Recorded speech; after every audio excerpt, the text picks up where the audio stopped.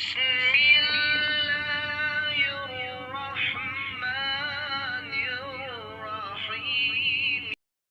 اللہ الرحمن الرحیم۔ السلام علیکم ورحمۃ اللہ وبرکاتہ۔ یا علی مدد علیہ الصلوۃ والسلام۔ میں ہوں سید ثقلین حیدر نقوی النجفی، سرزمین نجف اشرف سے، اور آپ دیکھ رہے ہیں میرا فیس بک اور YouTube channel Shia kids T V Najaf Ashraf. پیارے بچوں، آج ہم اپنے ان پیارے بچوں کو ایک مزیدار سٹوری سنائیں گے جس کو آپ نے بھی پوری توجہ سے سننا ہے۔ ہمارے پیارے نبی حضرت محمد صلی اللہ علیہ وآلہ وسلم اپنے دوستوں کے ساتھ، اپنے صحابہ کے ساتھ ایک قبرستان سے گزر رہے تھے۔ کہاں سے گزر رہے تھے؟ ایک قبرستان سے گزر رہے تھے۔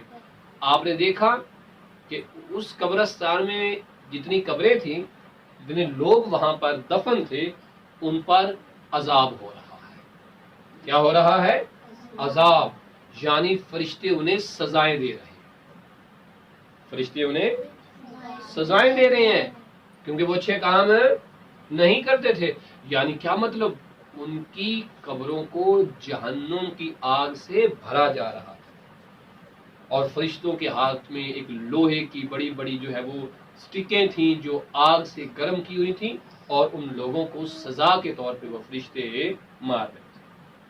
نبی کریم صلی اللہ علیہ وآلہ وسلم وہاں سے گزرے۔ آپ نے دیکھ لیا، چونکہ نبی جو ہوتے ہیں وہ زمین کے نیچے بھی دیکھ سکتے ہیں، آسمان سے اوپر بھی وہ دیکھ سکتے ہیں، وہ جہاں چاہیں علی بہاجت وہاں جو نبی ہوتے ہیں، جو رسول ہوتے ہیں، جو امام ہوتے ہیں، وہ دیکھ سکتے ہیں۔ اللہ نے ان کو یہ طاقت دی ہوئی ہوتی ہے۔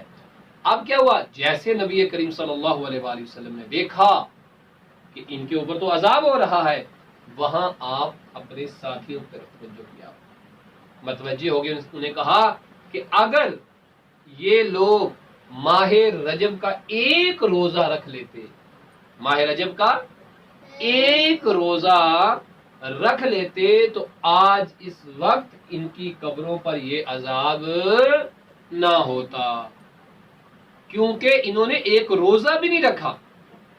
کیونکہ روزہ جہنم کی طرف سے انسان کو بچانے کی ایک ڈھال ہے۔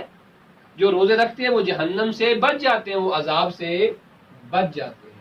تو اگر ایک مستحب روزے کے اندر اتنی پاور ہے کہ وہ انسان کو جہنم کی آگ سے، قبر کے عذاب سے بچا سکتا ہے، تو ذرا سوچئے ماہ رمضان کے روزے کے اندر کتنی پاور ہوگی۔